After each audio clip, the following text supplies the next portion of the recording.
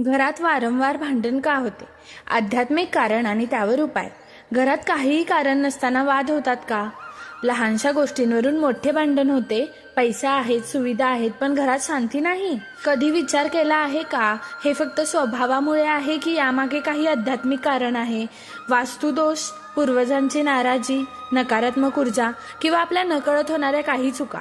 आजच्या या व्हिडिओमध्ये आपण जाणून घेणार आहोत घरात वारंवार भांडणं का होते यामागची आध्यात्मिक कारणे आणि त्यावर सोपे पण प्रभावी उपाय. हा व्हिडिओ शेवटपर्यंत नक्की पहा, कारण शेवटी मी एक असा उपाय सांगणार आहे जो केल्यावर घरात शांततेची ऊर्जा जाणवायला लागेल.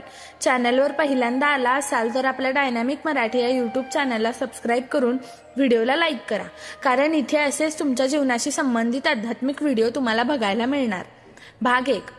घरात भांडण म्हणजे काय संकेत? आपल्या धर्मग्रंथांमध्ये सांगितले आहे की घर म्हणजे फक्त 4 भिंती नाही, ते एक ऊर्जा केंद्र आहे. जिथे रोज भांडण, ओरड, राग, अपशब्द होतात तिथे सकारात्मक ऊर्जा टिकत नाही. हिंदू शास्त्रानुसार ज्या घरात शांतता नसते तिथे देवी लक्ष्मी स्थिर राहत नाही. लक्ष्मी ही समृद्धीची देवी आहे आणि ती नेहमी शांती, स्वच्छता आणि प्रेम असलेल्या घरातच वास करते. ज्या घरात सतत कलह असतो तिथे आर्थिक अडचणी, आजार, मानसिक तणाव वाढतो. भाग 2. घरात भांडण होण्याची आध्यात्मिक कारणे. नकारात्मक ऊर्जा. घरात जुनी, तुटकी वस्तू, कचरा, अंधार, ओलसर भिंती या गोष्टींमुळे नकारात्मक ऊर्जा वाढते. विशेषतः जर घरात सूर्यप्रकाश कमी येत असेल तर मानसिक अस्वस्थता वाढते. संकेत. कारण नसताना चिडचिड, लहान गोष्टींवरून राग येणे, मुलं अभ्यासात लक्ष देत नाहीत, अचानक आर्थिक नुकसान, पूर्वजांची नाराजी, पितृदोष. आपल्या शास्त्रांनुसार जर पूर्वजांचे श्राद्ध, तर्पण योग्यरित्या केले नाही तर पितृदोष निर्माण होतो. यामुळे घरात मतभेद वाढतात, भावंडांमध्ये भांडण होते, वारंवार आजार होतात. अमावस्येला पूर्वजांचे स्मरण करणे अत्यंत महत्त्वाचे आहे. वास्तुदोष. घरातील चुकीची रचना देखील भांडणाचे कारण ठरू शकते. स्वयंपाकघर दक्षिण पश्चिमेला असल्यास वाद वाढतात. बेडरूममध्ये आरसा चुकीच्या ठिकाणी असल्यास दाम्पत्यात तणाव, मुख्य दरवाजासमोर कचरा किंवा अडथळा असल्यास नकारात्मक ऊर्जा वाढते. देवघरातील चुका. देवघर अंधाऱ्या कोपऱ्यात ठेवणे, तुटलेल्या मूर्ती ठेवणे, दररोज दिवा न लावणे या चुका घरातील आध्यात्मिक ऊर्जा कमी करतात. शिव आणि विष्णू यांच्या पूजेत सातत्य नसल्यास मानसिक अस्थिरता वाढते असे मानले जाते. सतत नकारात्मक बोलणे. आपण कधीच सुखी होणार नाही, आपल्या घरात नेहमी भांडणच असते, अशा वाक्यांमुळे शब्दांची ऊर्जा वातावरणात साठते.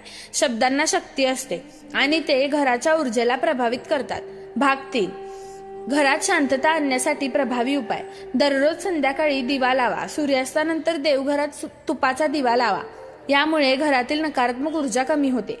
ओम नमः शिवाय हा मंत्र 108 वेळा म्हणा. हा मंत्र शिव यांचा अत्यंत शक्तिशाली मंत्र आहे. 2. घरात गंध आणि धूप, गुग्गुळ, लोबान किंवा कापूर जाळा. धूर घरभर फिरवा, यामुळे वातावरण शुद्ध होते. 3. मिठाचे पाणी पुसणे. आठवड्यातून एकदा पाण्यात खड्या मिठाचे मिश्रण करून घर पुसा. मीठ नकारात्मक ऊर्जा शोषते असे मानले जाते. 4. सकाळी सूर्यप्रकाश येऊ द्या. दररोज सकाळी खिडक्या उघडा. सूर्यप्रकाश हा नैसर्गिक शुद्धीकरण करणारा घटक आहे. 5. देवघरात सातत्य. दररोज कमीत कमी 5 मिनिटे प्रार्थना करा. घरातील सर्व सदस्यांनी एकत्र बसून नामस्मरण करावे. राम किंवा कृष्ण यांचे नामस्मरण घरात सकारात्मक ऊर्जा निर्माण करते. भाग 4. मनोवैज्ञानिक कारणे.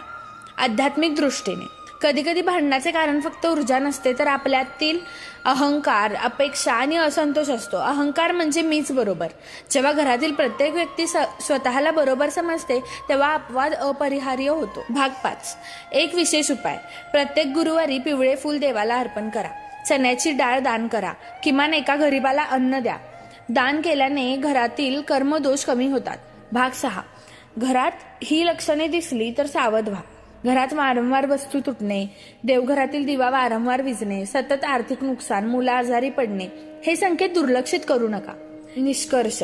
घरात भांडण होणे हे फक्त स्वभावाचा प्रश्न नाही, ते ऊर्जा, कर्म आणि आपल्या सवयींचा परिणाम आहे.